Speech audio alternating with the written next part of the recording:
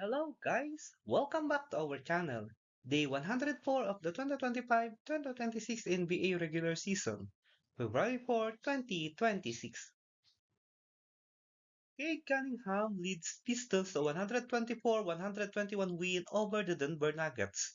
All-star Cade Cunningham had 29 points, 10 assists, and the Detroit Pistons beat the Denver Nuggets.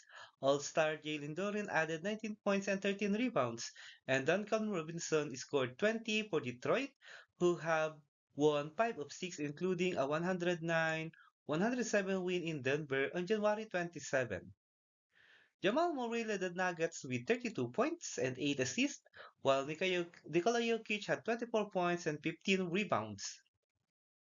The Utah Jazz beat the Indiana Pacers 131-122 with 7 players. Isaiah Collier had a career-high 22 assists, the most in the NBA this season, and the most by a Utah player since John Stockton in 1992. In the Jazz beat the Indiana Pacers with just 7 healthy players. Lauri Markkanen scored 27 points for the Jazz, who were short-handed after trading George Niang, Kyle Anderson, Walter Clayton, and Taylor Hendricks to Memphis earlier Tuesday for Jaren Jackson Jr., Jack Landale, John Conchar, and Vince Williams Jr. Collier, who played the entire game, also scored 17 points, as all 7 Utah players had 14 points or more. Kyle Filipowski added 16 points and 16 rebounds. Kenton Johnson scored 24 points to 9 of 10 shooting, and Jarace Walker also had 24 for the Pacers, who held out 4 regular starters. The New York Knicks lose hard to injury but still win their 7th straight with ease to 132-111 over the Washington Wizards. Karl Anthony Towns had 19 points and 14 rebounds, and the New York Knicks rolled to their 7th straight victory over the Washington Wizards. Michael Bridges scored 23 points and Jalen Brunson added 21 for New York, although the Knicks did lose Josh Hart to a sprained ankle in the third quarter. Will Riley scored 17 points and Bob Carrington added 14 for the Wizards. Washington has won 3 of its last 5, but the 2 defeats were by 31 to the Los Angeles Lakers last Friday and by the same margin to the Knicks 4 days later. James and Danzig helped Lakers rout the Nets 125-109 in Austin Reeves' return from injury. LeBron James scored 25 points. Luka Doncic had 24 and the Los Angeles Lakers rolled to a victory over the Brooklyn Nets in Austin Reeves' first game since Christmas. Reeves had 15 points in 21 minutes after missing the last 19 games with a strained left calf. Michael Porter Jr. had 21 points and 10 rebounds for the Nets, who lost for the ninth time in 10 games. Darren Sharp finished with 19 points and 14 rebounds. Jalen Johnson has triple-double and the Hawks spoiled Miami's 2006 title celebration with 127-115 victory. All-star Jalen Johnson had 29 points, 11 rebounds, and 11 assists. CJ McCollum added 26 points off the bench, and the Atlanta Hawks beat the Miami Heat to snap a 2-game slide. Nickel Alexander Walker had 19 points for the Hawks, who led most of the way and spoiled Miami's celebration of the 20th anniversary of its 2006 NBA championship. Jaime Jaquez scored 21 points for the Heat, while Larson and Simon Ponticello each had 18 points. Jaylen Brown leads Celtics over Mavs 110-100 despite Flag's latest record for teenager. Jaylen Brown had 33 points and 11 rebounds, and the Boston Celtics beat Dallas, overcoming another stellar showing from Cooper Flag and handing the Mavericks their season worst 5th consecutive loss. Peyton Pritchard scored 26 points for the Celtics, while Luka Garza made all 4 of his attempts from three-point range. He scored 16 points in 20 minutes.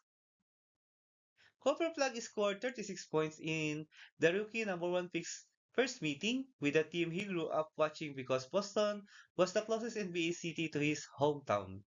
The 19-year-old became the first teenager with three consecutive 30-point games 5 nights after setting the NBA scoring record for the under 20 group with 49 against Charlotte. Flagg had 9 rebounds and 6 assists, and Daniel Gafford added 10 points and 12 rebounds for the Mavericks despite aggravating a right ankle injury that had sidelined him for 16 games this season. Caleb Martin scored 11 of his 13 points in the first half for Dallas. Bucks is now a 5 game skid with a 131-115 win over the Chicago Bulls. Kyle Kuzma matched a season high with 31 points, and the Milwaukee Bucks snapped a 5 game skid, beating the Chicago Bulls in a meeting of short-handed teams. Brian Rollins had 21 points and 10 assists and 7 rebounds for the Milwaukee. Kuzma had 10 rebounds and 6 assists. The Bucks made a season high 23 three-pointers and shot 60.5% from beyond the arc. Chicago's Matas Buzelis scored 22 points. Kobe White had 21 points and 10 rebounds.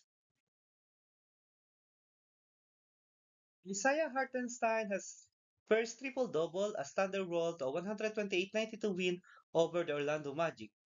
Isaiah Hartenstein has his first career triple-double, and Isaiah Joe scored 22 points and the Oklahoma City Thunder rolled past the Orlando Magic. Hartenstein finished with 12 points, 10 rebounds, and 10 assists in 23 minutes. The 8-year center became the 10th Thunder player to record a triple-double. Shai Gilgeous-Alexander had 20 points and 9 assists.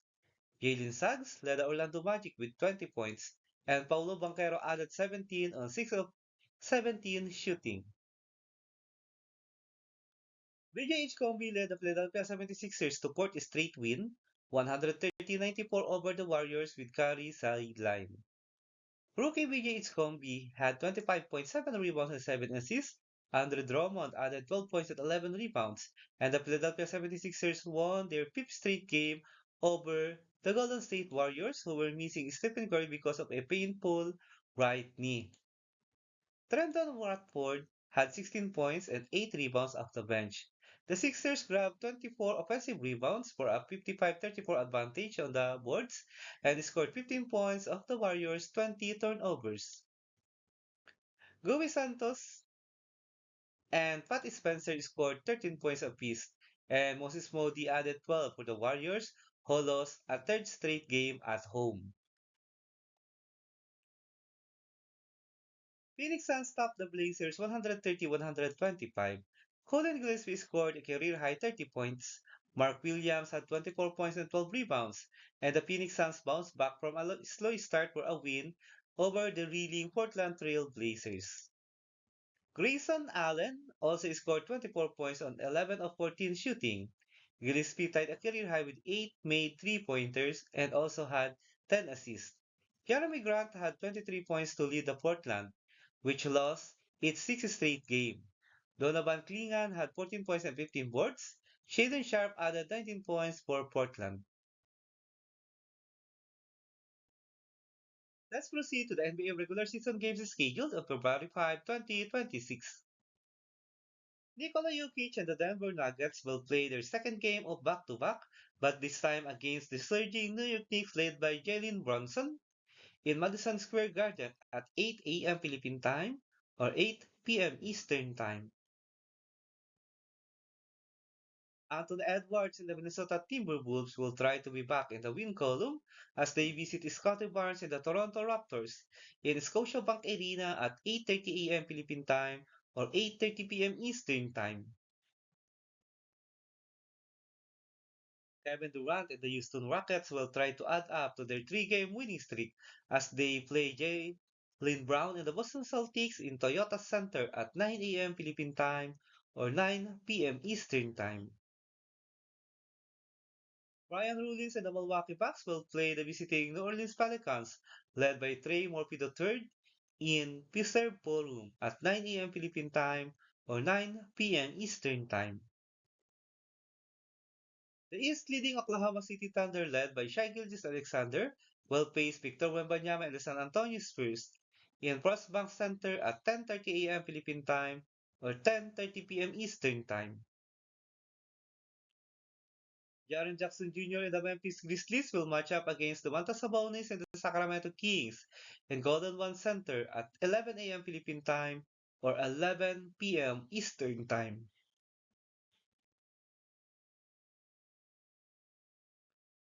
Donovan Mitchell and the Cleveland Cavaliers will go up against Kawhi Leonard and the Los Angeles Clippers in Intuit Doom at 9 a.m. Philippine time or 9 p.m. Eastern time.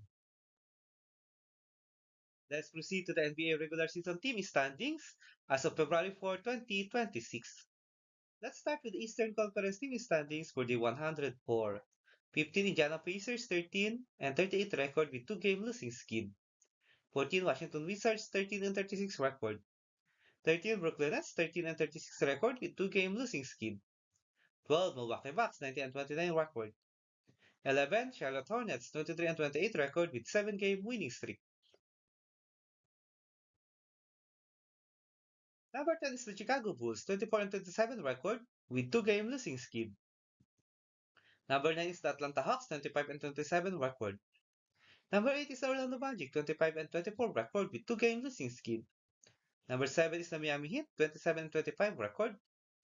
Number 6 is the Philadelphia 76ers 29 and 21 record with 5-game winning streak. Number 5, Cleveland Cavaliers 30 and 21 record. Number 4 is the Toronto Raptors 30 and 21 record.